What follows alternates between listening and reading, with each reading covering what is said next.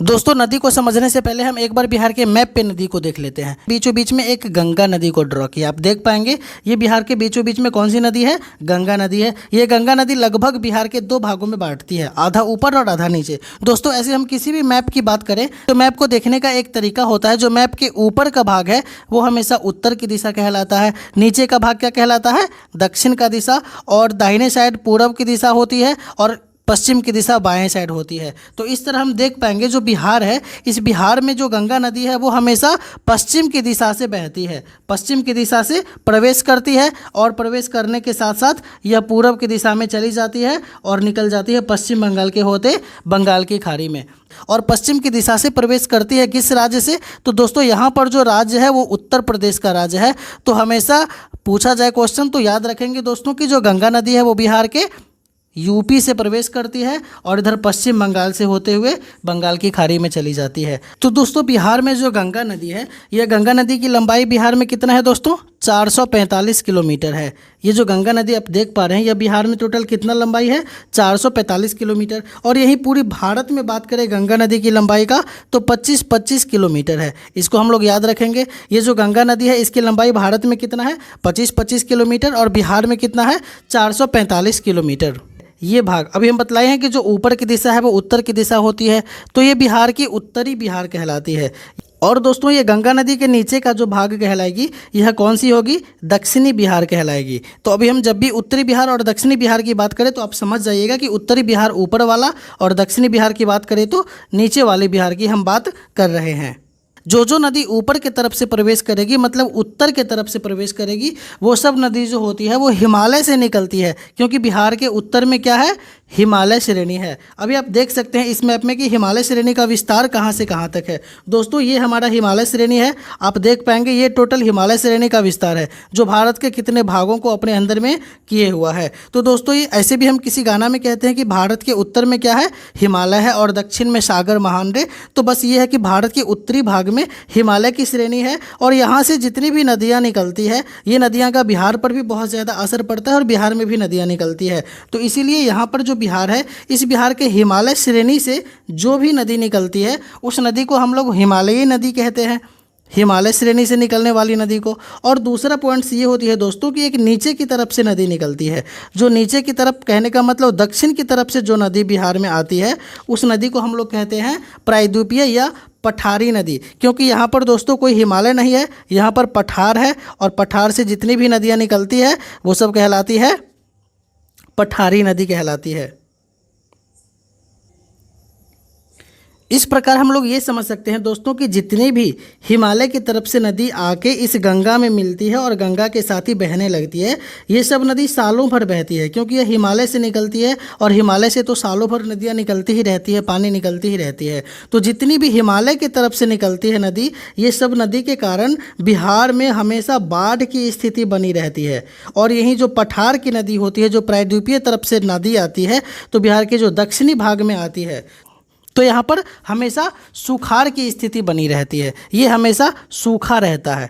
तो इस प्रकार हम लोग समझ सकते हैं कि जो बिहार है, इस बिहार में उत्तरी बिहार हमेशा बाढ़ से परेशान रहती है, और जो दक्षिणी बिहार होती है यह हमेशा क्या होती है दोस्तों? सूखा से परेशान रहती है, क्योंकि यहाँ पे तो वर्षा का पानी आता है। अब दोस्तों, एक एक करके हम बिहार में इन करने वाली सब नदियों के बारे में पढ़ेंगे जो हिमालय की तरफ से आती है। फिर हम इसके बाद पढ़ेंगे जो नीचे पठार की तरफ से आती है बिहार में। तो सबसे पहले एक नंबर पे आती है नदी जो यहाँ पर आती है, घाघरा नदी। घाघरा नदी दोस्तों हिमालय की श्रेणी से निकलती है, और यह यूपी को होते हुए, क्योंकि यहाँ पर कौन सा स्टेट है दोस्तों? उत्तर प्रदेश है। यहाँ पर स्टेट उत्तर प्रदेश है, तो ये उत्तर प्रदेश से आती है यहाँ पर नदी, और बिहार में इन करती है। कौन सी नदी है? घाघरा नदी। आप देख सकते हैं ये घाघरा नदी है, लेकिन इस घाघरा नदी का नाम केवल बिहार में घाघरा है। ये जो उत्तर में जब रहती है तो उत्तर प्रदेश में दोस्तों इसका नाम सरयू नदी है। आप याद रखिएगा, जो घाघरा नदी बिहार में इन करती है, यह इससे पहले यूपी में कौन से नाम से जानी जाती है? सरयू नदी के नाम से जानी जाती है। यदि इसके बाद हम दूसरी नदी की बात करें तो दोस्तों हिमालय की श्रेणी से यहाँ पे एक जिला पड़ता है बिहार में, पश्चिमी चंपारण। ये पश्चिमी चंपारण से होते हुए एक गंडक नदी आती है और इस गंगा नदी में मिल जाती है। तो गंगा नदी में मिलती है दोस्तों ये गंडक नदी, और ये गंडक नदी भी कहाँ से आती है, हिमालय की श्रेणी से आती है और आके गंगा में मिल जाती है। इसके बाद दोस्तों हम बात करें तो एक बूढ़ी नदी भी है, बूढ़ी गंडक नदी, ये भी हिमालय की श्रेणी से आती है और गंगा नदी में मिल जाती है। तो दोस्तों अभी तक हम 3 नदी के बारे में देख पाए हैं। एक घाघरा नदी के बारे में देख पाए हैं, जो घाघरा नदी यूपी के होते हुए बिहार में आती है। ऐसा क्वेश्चन पूछा जा सकता है दोस्तों कि घाघरा नदी को यूपी में कौन सी नदी कहते हैं, सरयू नदी, और ये बिहार में इन करती है यूपी के होते हुए। दूसरी नदी कौन सी है, गंडक नदी है, जो बिहार में इन करती है। तीसरी नदी कौन सी है, बूढ़ी गंडक नदी है, जो ये भी बिहार में इन करती है हिमालय की श्रेणी के पहाड़ी की तरफ से। इसके बाद दोस्तों हिमालय की श्रेणी से बागमती नदी आती है, कमला नदी आती है और कोसी नदी भी आती है और गंगा में मिलके फिर आगे बढ़ने लग जाती है। तो दोस्तों एक बागमती नदी है, एक कमला नदी है और एक कोसी नदी है, जो बिहार में उत्तरी भाग से आती है। और यहाँ पे बतला दें दोस्तों, इसके साथ एक लास्ट की नदी आती है जो महानंदा आती है। महानंदा बिहार के सबसे पूर्वी भाग से आती है और गंगा में मिलके फिर गंगा में बहने लगती है। और ये नदी कौन सी है दोस्तों, महानंदा नदी है। आप ध्यान दीजिएगा, ये महानदी नहीं है, महानंदा नदी है, क्योंकि महानदी उड़ीसा में बहती है और बिहार में बहने वाली नदी कौन सी है, महानंदा नदी है। तो दोस्तों हमें क्लियर भाषा में समझने की, जो हिमालय की श्रेणी से निकलने वाली नदियां हैं जिनमें से घाघरा नदी है, तो आगे कुछ इस तरह बिहार के सारण जिले में मिल जाती है। और गंडक नदी या फिर जो बूढ़ी गंडक नदी है जो कि पश्चिमी चंपारण से आती है, तो गंडक नदी भी आते हुए कुछ इस तरह से गंगा नदी में मिल जाती है। बूढ़ी गंडक नदी भी पश्चिमी चंपारण से आते हुए गंगा नदी में मिल जाती है। इसके अब दोस्तों बागमती नदी भी होती है, वो भी आके गंगा में मिल जाती है। और इसी पॉइंट पर कमला नदी, फिर कोसी नदी भी आगे इसी गंगा में मिलके प्रवाहित होने लगती है। लेकिन दोस्तों बागमती से और कमला से ज़्यादा क्वेश्चंस नहीं पूछे जाते हैं, पर कोसी नदी से बहुत ही ज़्यादा क्वेश्चंस बाहर आते हैं उभर के।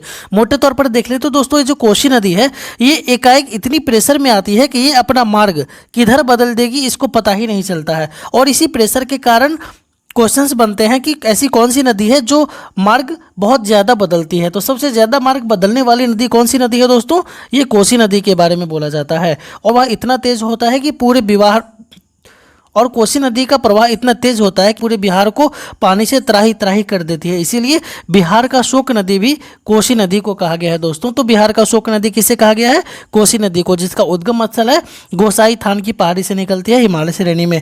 और दोस्तों एक महत्वपूर्ण क्वेश्चन महानदी से बनकर आते हैं कि ये जो महानदी है यह बिहार के सबसे पूर्वी भाग से, उत्तर पूर्वी भाग से आके और ये गंगा नदी में मिलके फिर ये प्रवाहित होने लगती है। तो दोस्तों यहाँ पर टोटल 7 नदी हम देख सकते हैं जो कि उत्तरी बिहार से रिलेटेड है, जो कि उत्तरी बिहार से रिलेटेड है।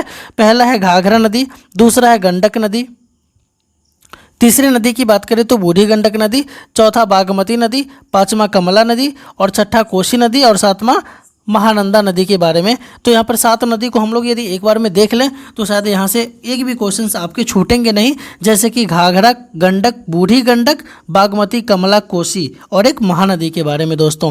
तो ये जो गंगा नदी है, ये गंगा नदी के बारे में यदि पूछा जाए कि ये बिहार के किस जिले से इन करती है, तो दोस्तों ये जो गंगा नदी है यह बिहार के बक्सर जिले से इन करती है। ठीक है, अब ये हो गया हिमालय की श्रेणी की नदी। अब इसी तरह दोस्तों यदि हम दक्षिणी बिहार की बात करें तो दक्षिणी बिहार में भी जो नदी निकल कर आती है, जैसे कि हम आपको बतलाए हैं कि उत्तरी बिहार में हिमालय से नदी आती है, उसी तरह दक्षिणी बिहार में जो नदी आती है वो किससे आती है, पठारीय क्षेत्र से या प्रायद्वीपीय नदी आती है, जो कि वर्षा वाली नदी होती है, जिसके कारण दक्षिणी क्षेत्र में हमेशा सूखाग्रस्त रहता है। तो यहाँ पर आने वाली नदी दोस्तों सबसे पहले कर्मनाशा नदी है। ये जो कर्मनाशा नदी है दोस्तों, यह भी बिहार में कुछ इस तरह से आकर और गंगा नदी में मिल जाती है। बिहार के दक्षिणी भाग में सबसे पश्चिमी भाग से आती है और गंगा नदी में मिलती है। पर दोस्तों इसके बाद एक नदी है सोन नदी और पुनपुन नदी। दोस्तों सोन नदी भी जब बिहार में आती है और पुनपुन नदी, ये दोनों दोस्तों ऐसी नदी है जो एमपी से निकलती है। तो सोन नदी कहाँ से निकलती है, अमरकंटक की पहाड़ी से निकलती है दोस्तों सोन नदी, और ये पुनपुन नदी, ये दोनों नदी मध्य प्रदेश से होकर अपने बिहार में आती है। पर दोस्तों एक जानने की बात यहाँ पर यह है कि सोन नदी और पुनपुन नदी के बीच में जो जगह है दोस्तों, यहीं पे हमारा पटना बसा हुआ है। तो इसीलिए अक्सर पूछा जाता है कि ये जो पुनपुन नदी है यह पटना में जिस स्थान पर मिलती है वो कौन से स्थान पर मिलती है। तो दोस्तों ये जो पुनपुन नदी है यह जिस जगह पर मिलती है उसे फतुहा बोला जाता है। ये गंगा नदी में किस पॉइंट पर मिलती है, फतुहा में जाकर ये गंगा नदी में मिल जाती है। और जो सोन नदी चलती है ये हाजीपुर के पास जाकर मिलती है। और पुनपुन नदी सोन नदी के बीच में जो जगह है दोस्तों, ये कौन सा जगह है जिसको हमने रेड कलर से भी पेंट कर दिया है, यह पटना जगह है। तो एक फल्गु नदी के बारे में देख लेते हैं। ये जो फल्गु नदी है इसी का एक और नाम है, इसका नाम एक निरंजना नदी करके है।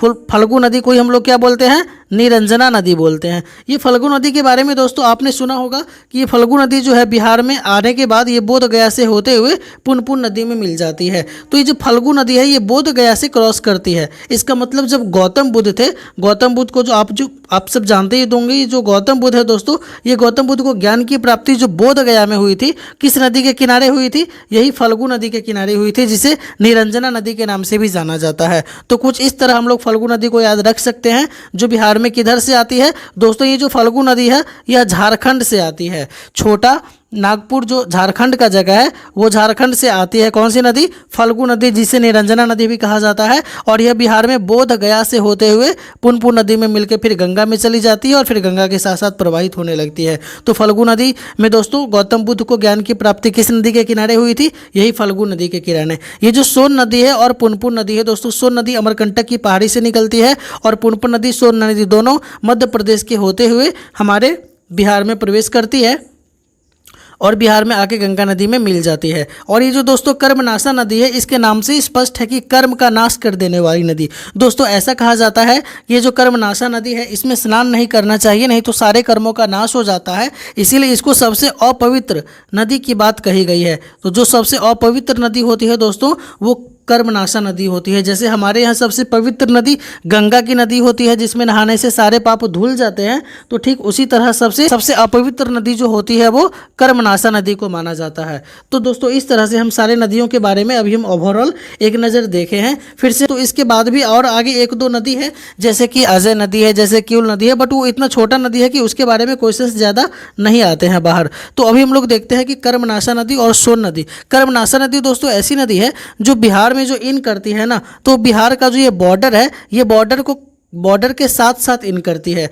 मतलब बिहार, ये हो गया बिहार, और इधर जो यूपी है दोस्तों अभी हम बतलाए ही थे, तो बिहार और यूपी के बॉर्डर पर भी ये कुछ दूर तक क्रॉस करती है। इसीलिए अक्सर पूछा जाता है कि बिहार और यूपी के बॉर्डर पर क्रॉस करने वाली नदी कौन सी नदी है, तो कर्मनाशा नदी है दोस्तों। तो ये कर्मनाशा नदी हो जाएगी। इसके साथ साथ अभी और नदी है, जैसे कि एक घाघरा नदी के बारे में हम आपको बतलाएं, तो ये भी कुछ हद तक बिहार और यूपी का जो बॉर्डर है, इस बॉर्डर पर क्रॉस करने के बाद ये घाघरा नदी बिहार में इन करती है। तो ये जो यहाँ तक का बॉर्डर है, यहाँ तक भी क्या करती है, घाघरा नदी बिहार और यूपी के बॉर्डर को क्रॉस करती है। इसलिए एक नंबर में कर्मनाशा नदी है, दो नंबर में घाघरा नदी भी है जो बिहार के बॉर्डर को क्रॉस करके आती है। तीसरा जो गंडक नदी है दोस्तों, जो पश्चिमी चंपारण से निकल के आती है, ये भी बिहार के बॉर्डर के साथ साथ आने के बाद फिर ये गंगा नदी में मिल के आगे बढ़ती है। तो बिहार और यूपी के बॉर्डर पर ये भी साथ साथ रहती है। इसीलिए गंडक नदी भी जो है वो बिहार और यूपी के बॉर्डर के साथ रहती है। और इसके साथ साथ ये जो गंगा नदी है दोस्तों,